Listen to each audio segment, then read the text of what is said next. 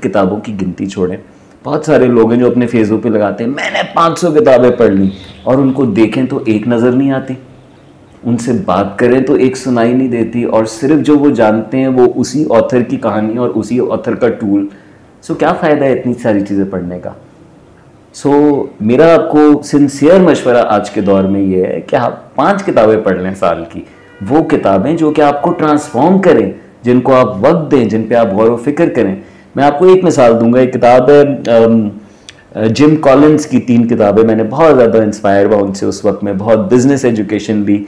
उस किताब की मैंने पहली लाइन जब पढ़ी तो उसमें था most organisations are not great, most individuals are not great, most countries are not great because they are good. अब इस पे पॉज लगाएं, आगे वाली बातों को छोड़ें, आपके पास तजुर्बात भरे हुए। आप इस बात को अगर सोचें तो आप कहेंगे अच्छा ज़्यादातर ये बंदा ग्रेट नहीं है यार, क्यों? क्योंकि ये गुड है।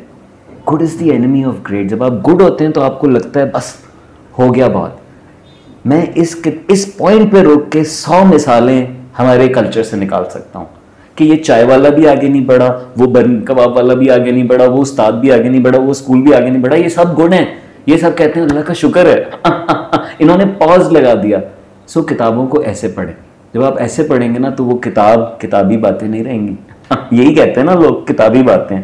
वो किताब सामने नजर आएगी, हरकतों में नजर आएगी, लोगों में नजर आएगी, और जब आप उसको देख सकेंगे तो आपको पता होगा कि आपने क्या करना है।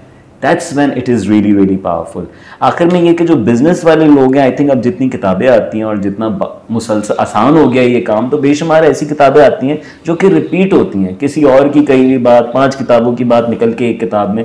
बहुत सारे माइक्रो ऐसे ब्लॉग्स मौजूद हैं, मीडियम टाइप चैनल्स मौजूद हैं जिन पे आपको बहुत लेटेस्ट चीज़ें मिल जाती हैं, बहुत शॉर्ट रीडिंग के अंदर। आप वो पढ़ते हैं, कॉन्टेक्स्ट आपके पास अपनी सिचुएशन का वैसे ही होता है और आप नई लर्निंग अप्लाई कर सकते हैं।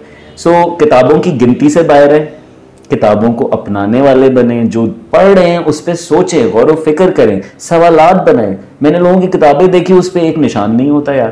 पूरी किताब पढ़ के 2 सवाल आपके दिमाग में नहीं आए तो क्या फायदा है इसी डेवलपमेंट का। That's how I look at it. हर किताब आपको एक टेम्पलेट देती है दुनिया को देखने का, राइट? और उस टेम्पलेट के बगैर आप लॉस्ट होते हैं। आप खुद से फिगर आउट कर रहे होते हैं। अल्लाह ने भी एक टेम्पलेट हमारे लिए छोड़ा हुआ है, राइट? और अगर आप कुरान से स्टार्ट करें लेट से, तो आपको ये पूरी दुनिया को देखने का एक नज़रिया आपका तब्दील हो जाएगा। आप बहुत सारी चीज़ें जिस पे लोग लुड्डियाँ लगा रहे हैं, आप लुड्डियाँ लगाना बंद कर देंगे, आप गौर में चले जाएंगे। तो मैं एक बहुत डाउन टाइम से गुजरा, तो मैंने एक किताब पढ़ी, the dark knights of the warrior. और उसमें था कि डार्क नाइट जो है ना वो बहुत खूबसूरत अमल होता है जब आप दुनिया से कट जाते हैं, जब आप अपनी दिमाग में फंस जाते हैं और आपको चीज़ें समझ नहीं आ रही होती। तो मैं वो किताब पढ़ता था और मुझे अपना आप नज़र आता था उस किताब में, और वो किताब मेरा गाइडेंस टेम्पलेट बन गई कि मैंने इस सिचुएशन से बाहर कैसे निकलना है। उस किताब में मुझे एक्सेप्टेंस मिली कि मैं जो फील कर रहा था उसकी कोई ना कोई रूट थी। मुझे समझ आना शुरू हुआ कि मैं ये क्यों फील कर रहा हूँ। मेरे दिमाग में सवालात बनने शुरू हो गए, अच्छा क्या मैंने ऐसे तो नहीं किया, क्या मैंने वैसे तो नहीं किया।